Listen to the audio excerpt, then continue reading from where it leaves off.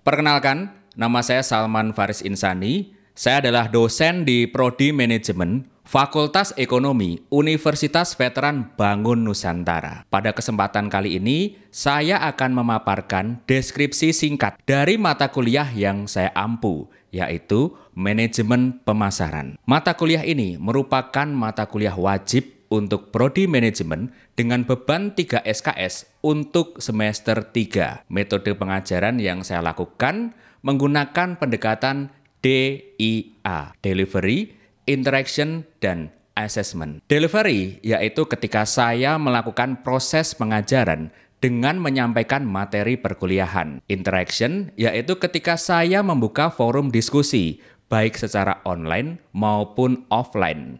Dan Assessment adalah ketika saya memberikan tugas atau kuis kepada mahasiswa secara luring maupun daring. Deskripsi mata kuliah Manajemen Pemasaran membahas tentang pemahaman konsep dasar pemasaran dan strategi 4P, Product, Price, Place, dan Promotion, serta kemampuan analisis kritis untuk memecahkan masalah di bidang pemasaran melalui studi kasus.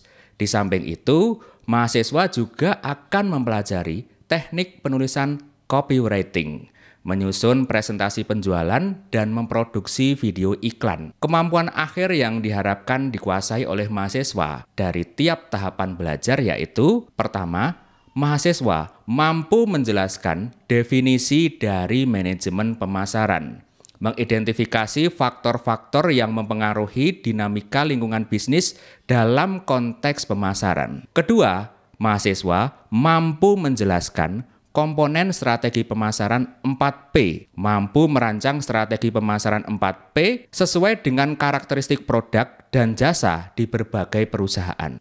Terakhir, mahasiswa mampu menulis copywriting yang persuasif sesuai dengan target audiens dan tujuan pemasaran, menyusun strategi komunikasi pemasaran dalam bentuk presentasi penjualan, serta mampu memproduksi video iklan sesuai dengan strategi pemasaran yang telah dirancang. Referensi yang saya gunakan yaitu buku Prinsip-Prinsip Pemasaran, edisi terbaru oleh Kotler dan Armstrong, buku Copywriting, Melejitkan Jualan Online dengan Kalimat yang Membujuk oleh Asti Musman, serta modul penulisan copywriting yang saya produksi secara mandiri dengan menggunakan berbagai referensi, baik dari dalam maupun luar negeri. Untuk referensi pendukung, saya menggunakan beberapa publikasi artikel ilmiah yang sudah saya terbitkan, artikel studi kasus, serta video bahan ajar yang saya produksi secara mandiri dan saya upload di YouTube. Untuk sistem pembelajaran, saya melaksanakan metode sinkronius dan asinkronius dengan menggunakan metode pembelajaran aktif yang mengutamakan peran mahasiswa dalam proses pembelajaran melalui tanya jawab di kelas, presentasi individu, dan pembelajaran kolaboratif dalam diskusi kelompok. Proses pembelajaran mata kuliah ini dilakukan selama 1 semester dengan kurang lebih 16 kali pertemuan, di mana pertemuan ke-8 digunakan untuk UTS dan pertemuan ke-16 digunakan untuk UAS. Pembobotan untuk evaluasi pembelajaran yang saya lakukan yaitu 15% presentasi, 25% tugas mandiri, kelompok maupun kuis, 20% latihan soal, 20% UTS, dan 20% UAS dengan total pembobotan 100%. Demikian informasi yang dapat saya sampaikan mengenai mata kuliah Manajemen Pemasaran yang saya ampu. Selanjutnya, berikut ini merupakan cuplikan dari proses pembelajaran yang saya lakukan secara tatap muka di ruang kelas. Bismillahirrahmanirrahim. Assalamualaikum warahmatullahi wabarakatuh. Waalaikumsalam warahmatullahi wabarakatuh. Puji syukur kehadirat Allah Subhanahu wa taala, Tuhan Yang Maha Esa yang telah mempertemukan kita semua di sini dalam keadaan yang insya Allah sehat walafiat. Bagaimana kabarnya hari ini? Alhamdulillah. Saya ingin membahas materi untuk pertemuan minggu lalu dulu sebagai pengingat terkait dengan apa yang sudah kita pelajari sampai hari ini sehubungan dengan di mata kuliah Manajemen Pemasaran. Minggu lalu saya membahas mengenai elemen 4P. 4P itu terdiri dari apa saja? Coba ada yang ingat? Mbak Diska, P yang pertama apa? Promosi. Betul, ada promosi. Kemudian Mas Maulana, apalagi selain promosi? Place kok. Place, betul. Ada promosi, ada place. Selain itu, ingat kita juga ada price atau harga. Nah, ada juga berkaitan dengan produk. Nah, betul, Mas Randy. Nah, hari ini kita akan mempelajari topik yang berbeda, namun masih ada kaitannya dengan apa yang sudah kita pelajari minggu lalu. Kalau minggu lalu kita diperkenalkan dengan elemen 4P yang terdiri dari 4 hal tadi, sekarang kita fokus pada salah satu saja di antara elemen 4P itu, yaitu promotion. Lebih spesifik lagi, kita akan membahas mengenai copywriting. Ada yang pernah mendengar istilah itu sebelumnya? Belum pernah? Nah, hari ini kita akan belajar sama-sama apa yang dimaksud dengan copywriting. Silahkan ke slide berikutnya, Mbak. Nah, untuk mata kuliah ini, manajemen pemasaran, Anda nantinya setelah mengikuti perkuliahan ini bisa membuat naskah iklan digital sendiri dengan menerapkan teknik copywriting yang terdiri dari 3 elemen penting. Nah, apa saja nanti elemennya dan kenapa copywriting ini merupakan topik yang penting? Kita akan diskusikan lebih lanjut. Silahkan ke slide berikutnya. Nah, misalkan suatu ketika Anda sedang membuka media sosial, tiba-tiba di layar gadget Anda muncul iklan seperti ini. Kira-kira apa sih Mas dan Mbak semua yang menarik dari iklan ini? Saya Pak. Oke, silahkan Mas Randy. Nomor 1 di dunia. Betul, tepat sekali. Nomor 1 di dunia. Anda perhatikan iklan Lifebuoy ini yang ditonjolkan dengan huruf atau font yang paling besar adalah tulisan nomor 1 di dunia. Makanya benar sekali ketika Mas Randy melihat pertama kali iklan ini, yang pertama dia lihat, yang pertama langsung dia kepikiran adalah tulisan nomor 1 di dunia. Sabun anti kuman dengan penjualan nomor 1 di dunia. Ini menunjukkan kalau produk Lifebuoy ini unggul dalam hal penjualan. Kalau produknya laku, otomatis banyak orang yang suka. Dengan begitu, dia bisa menonjolkan bahwa produk ini memang produk yang diminati oleh masyarakat. Itu contoh bagaimana teknik copywriting diterapkan dalam produk Lifebuoy. Kita coba ke slide berikutnya. Nah, apa sih sebenarnya yang dimaksud dengan copywriting itu sendiri? Kalau tadi di awal Anda belum paham, karena baru pertama kali mendengar mungkin. Nah, penjelasannya kurang lebih seperti ini. Copywriting adalah segala bentuk tulisan di media apapun. Bisa media cetak, elektronik, online maupun offline. Nah, tujuannya apa? Untuk mempromosikan produk. Jadi kalau tulisan yang ditujukan untuk mempromosikan suatu produk, itu berarti sudah menerapkan teknik copywriting. Ya, kalau tulisannya itu hanya berisi menceritakan suatu kisah saja, itu bukan copywriting. Kalau hanya berisi mengabarkan kejadian atau peristiwa tertentu saja, itu bukan copywriting.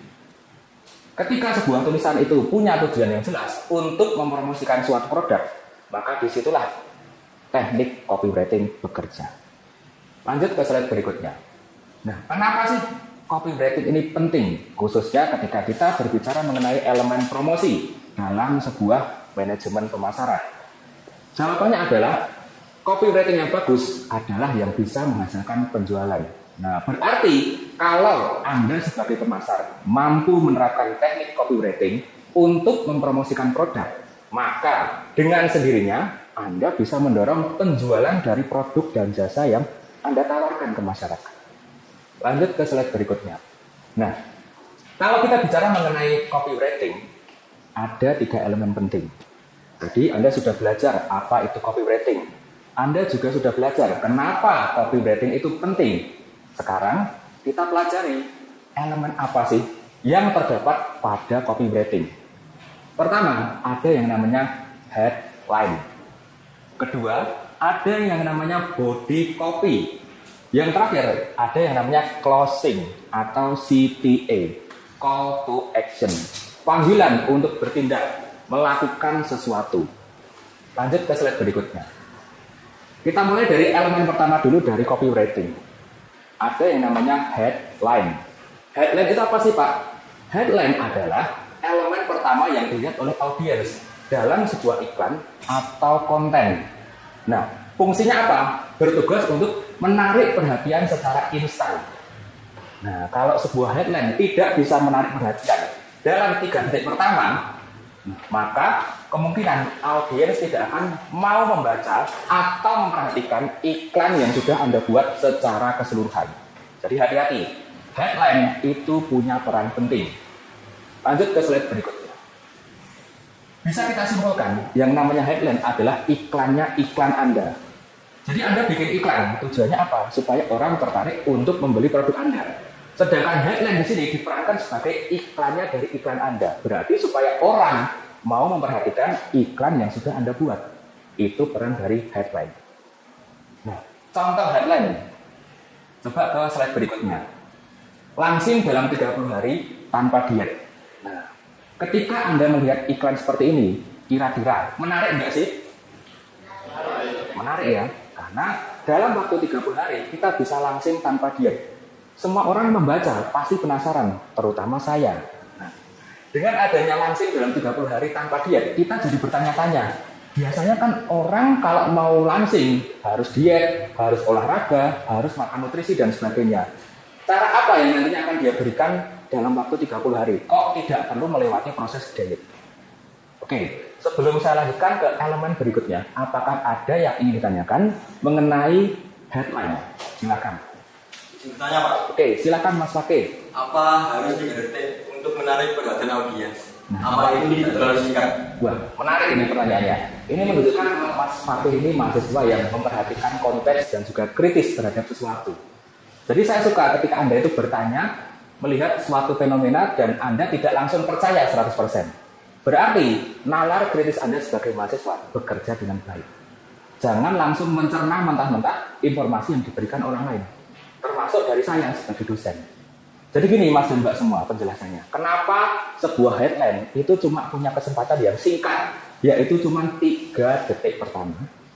Karena pada dasarnya di era digital saat ini, rentang perhatian kita sebagai manusia itu sangat amat pendek sekali.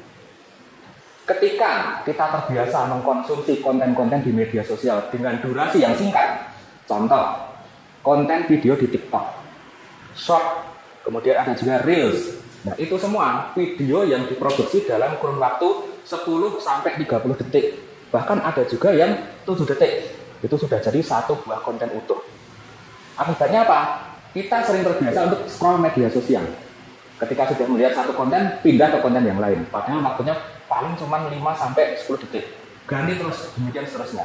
Nah, yang terjadi saat ini adalah konsumen itu punya kecenderungan punya rentang perhatian yang pendek. Ketika Anda disuguhi konten yang panjang, misalkan dalam durasi 2 jam, Anda belum tentu akan betah. Karena apa?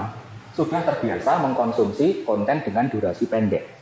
Oleh karena itu, ini menjadi tantangan bagi kita sebagai seorang pemasar. Gimana caranya sih menarik perhatian dalam 3 detik pertama? 1, 2, 3. Pikiran kita sudah berubah. Nah, hati-hati ketika nantinya Anda membuat headline, Anda harus memperhatikan benar-benar. Menarik nggak sih ketika orang pertama kali melihat tulisan atau naskah headline Anda? Itu Mas Fakih. Sebelum saya lanjutkan dari Mas Fakih, apakah sudah cukup jelas? Cukup jelas Pak. Oke, terima kasih Mas Fakih. Kita lanjutkan langsung ke slide berikutnya. Nah, setelah kita mempelajari mengenai headline yang merupakan bagian dari elemen copywriting, di mana copywriting itu merupakan elemen penting dari strategi promosi sebuah perusahaan. Strategi promosi perusahaan merupakan bagian penting dari elemen 4P yang membentuk pemasaran secara utuh. Maka kita akan mempelajari elemen berikutnya yang tidak kalah penting dalam penulisan naskah copywriting. Ada yang namanya elemen body copy. Ya. Bagian utama dari sebuah iklan yang berfungsi untuk menjelaskan lebih rinci pesan utama dari sebuah iklan. Nah, ada sebuah produk pasta gigi bernama Pepsodent. Dia punya naskah copywriting seperti ini. Cegah gigi berlubang dan gratis konsultasi dokter gigi. Nah, menurut Anda iklan ini menarik nggak sih? Saya Pak. Oke, silahkan Mbak Anis. Menurut saya iklan itu sangat menarik karena kita hanya perlu membeli satu buah Pepsodent, kita sudah gratis konsultasi ke dokter gigi. Sedangkan kalau kita ke klinik, kita perlu bayar. Betul, tepat sekali. Berarti di sini ada manfaat ekonomis yang ditawarkan oleh brand Pepsodent kepada orang yang membeli pasta giginya. Kalau Anda datang langsung ke dokter gigi untuk memeriksakan gigi Anda, otomatis Anda harus mengeluarkan uang lebih hanya untuk sekedar berkonsultasi saja. Nah, tapi dengan adanya iklan Pepsodent seperti ini, maka ia akan menjadi menarik. Kenapa kok menarik? Karena cukup hanya membeli Pepsodent, sudah dapat kesempatan gratis konsultasi dokter gigi. Nah, hemat. Nah, menarik ini buat orang. Nah, sekarang saya punya produk yang menarik nih untuk bahan diskusi kita lebih lanjut. Silahkan ke slide berikutnya. Nah, ini ada sebuah produk yang ada di dunia nyata. Jadi ini bukan rekaan, bukan fiktif. Ada sebuah brand namanya Pet Rock, di mana batu diperlakukan sebagai hewan peliharaan. Nah, yang dijual bukan batu berharga seperti akik, namun batu biasa yang dilengkapi dengan sarang dan kotak. Nah, menarik kan? Kira-kira kalau dibuat menjadi naskah copywriting, jadinya seperti apa ya? Nah, itu tugas pertama. Kita lanjut ke tugas berikutnya, ke slide kedua. Ada yang namanya produk unik yang lainnya, namanya potato parcel, di mana kentang difungsikan sebagai kartu ucapan pelanggan. Nah, bisa membeli sebuah kentang utuh, pelanggannya itu menulisinya dengan pesan pribadi dan mengirimkannya kepada siapapun yang mereka inginkan secara anonim. Nah, ini menariknya. Biasanya kalau kasih kartu ucapan kan ya dalam bentuk kertas tulisan biasa, gitu dikasih benda yang berharga. Nah, tapi ini berupa kentang dan pesannya itu ditulis langsung di atas kentang tersebut. Nah, kira-kira kalau ada sebuah perusahaan yang memperkerjakan kalian sebagai seorang pembuat naskah copywriting, seperti apa ya nanti naskahnya? Nah, silahkan nanti Anda buat dalam bentuk naskah copywriting melalui diskusi kelompok. Oke, waktunya sudah habis. Sekarang saya beri kesempatan untuk masing-masing kelompok mempresentasikan hasil diskusinya dalam rangka membuat naskah copywriting untuk dua produk unik tadi. Silahkan mulai dari kelompok sini dulu. Nah, silahkan. Oke, silahkan Mbak Tri maju ke depan. Ya.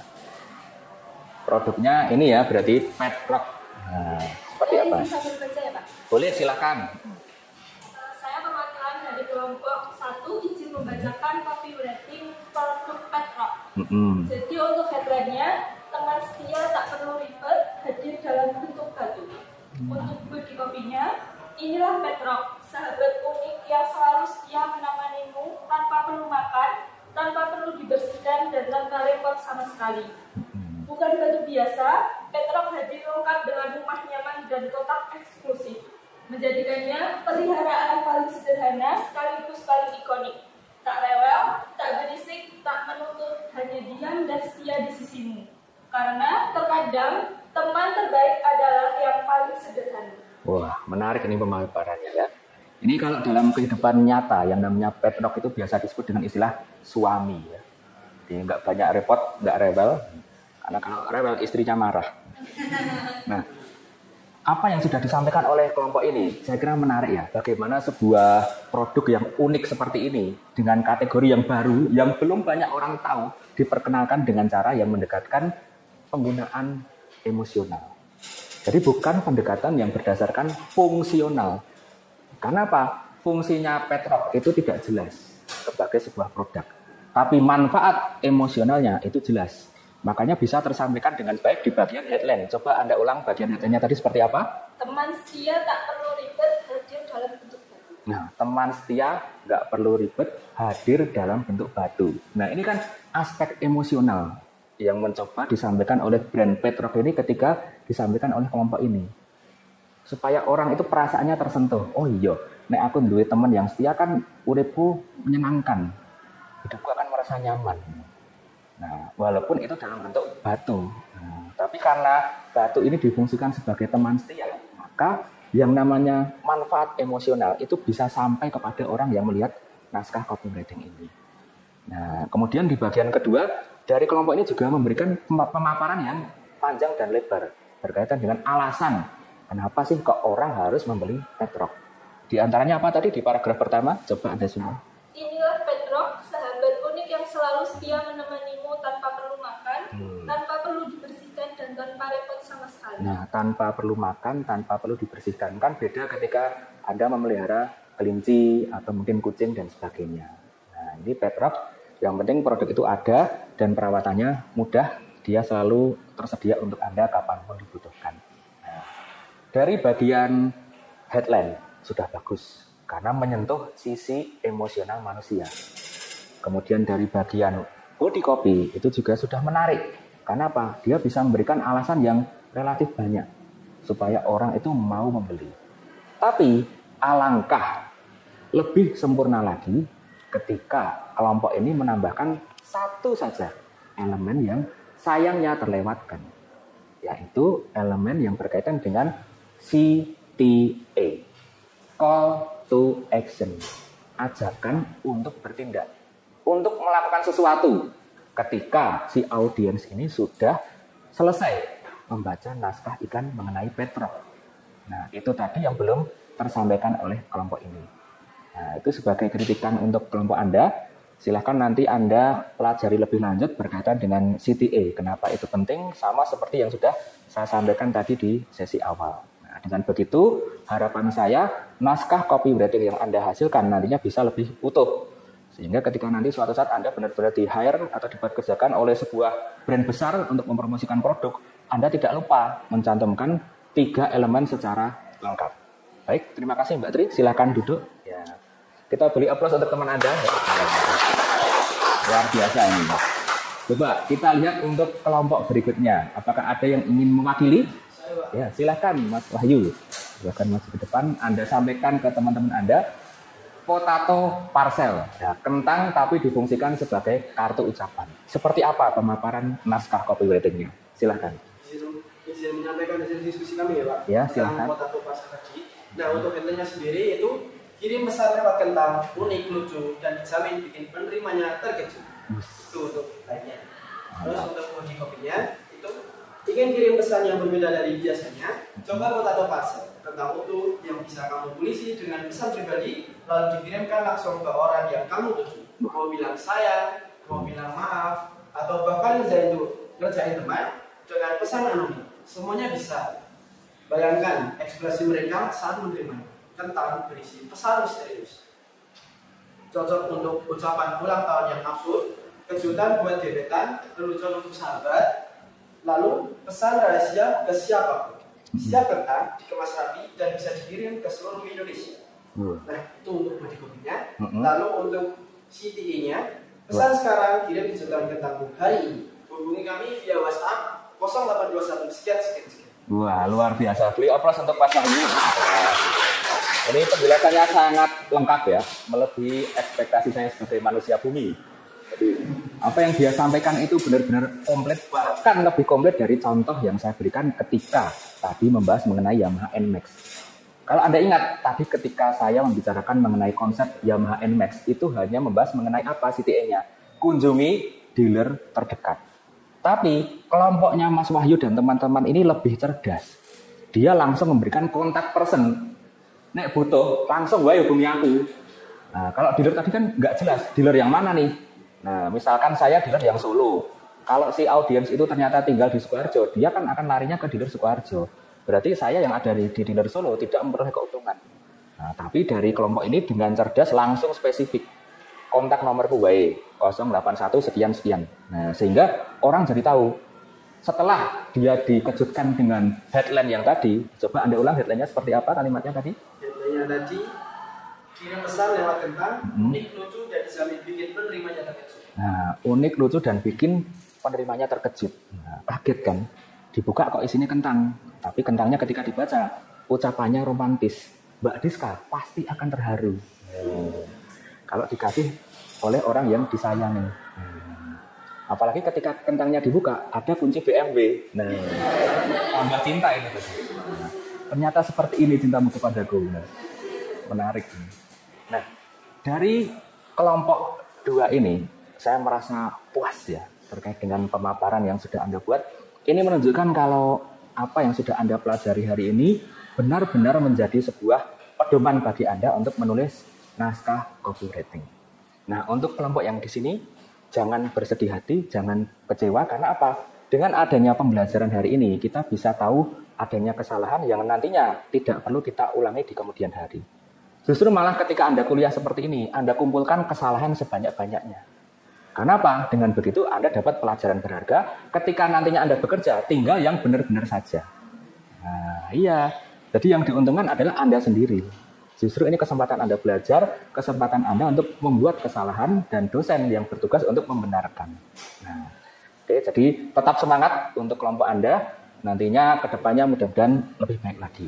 Nah, oke, beri aplaus untuk kita semua. Wow, luar biasa. Silahkan duduk kembali ke tempat, Mas Wahyu. Terima kasih atas pemaparannya. Nah, saya sebagai dosen terus terang merasa puas ya untuk pembelajaran kali ini. Anda sangat kreatif, aktif juga di kelas. Jadi ada banyak sesi tanya jawab yang sudah kita lakukan.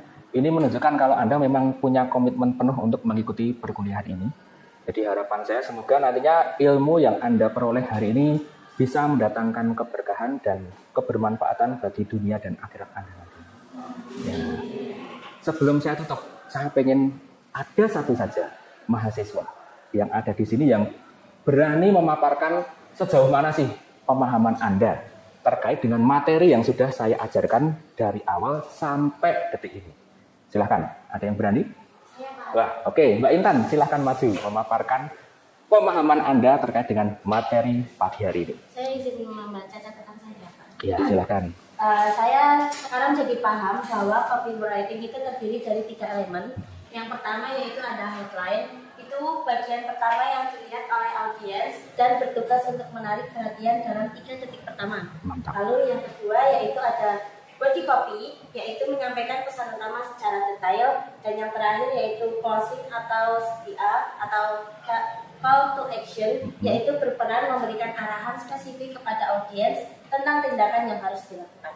Alhamdulillah, oke, mantap. Terima kasih, silakan duduk kembali, Mbak Intan. Nah, terima kasih untuk Mbak Intan dan juga teman-teman yang lain yang sudah menyimak sampai selesai perkuliahan pada siang hari ini ya. Dari pagi sampai siang ini nggak terasa, kita sudah mengikuti perkuliahan manajemen pemasaran dengan topik yang terspesifik pada copywriting. Nah, coba ke slide berikutnya. Jadi benar seperti apa yang sudah disampaikan oleh Mbak Intan tadi, berkaitan dengan apa saja sih hal penting yang ada pada perkuliahan kita hari ini. 3 elemen utama copywriting itu bekerja secara berkesinambungan. Jadi nggak boleh Anda bikin iklan cuma fokus pada headline saja. Anda tidak boleh bikin iklan hanya bikin body copy dan closing saja. 3-tiganya harus komplit dan jadi kesatuan yang utuh. Dengan menerapkan ketiganya secara efektif, kita bisa mengarahkan audiens menuju tindakan yang diinginkan, entah itu beli, berkunjung, berlangganan, dan sebagainya. Nah, itu sebagai penutup atau kesimpulan perkuliahan kita pada siang hari ini. Sebelum saya akhiri, apakah ada yang ingin ditanyakan mungkin? Cukup ya, alhamdulillah sudah cukup jelas. Kalau begitu, saya tutup untuk perkuliahan pada pagi hari ini. Sampai ketemu lagi minggu depan. Wassalamualaikum warahmatullahi wabarakatuh. Waalaikumsalam warahmatullahi wabarakatuh. Demikian deskripsi singkat dan cuplikan proses pembelajaran mata kuliah manajemen pemasaran yang saya ampu. Semoga dapat memberikan gambaran jelas terkait dengan kinerja pengajaran yang saya lakukan.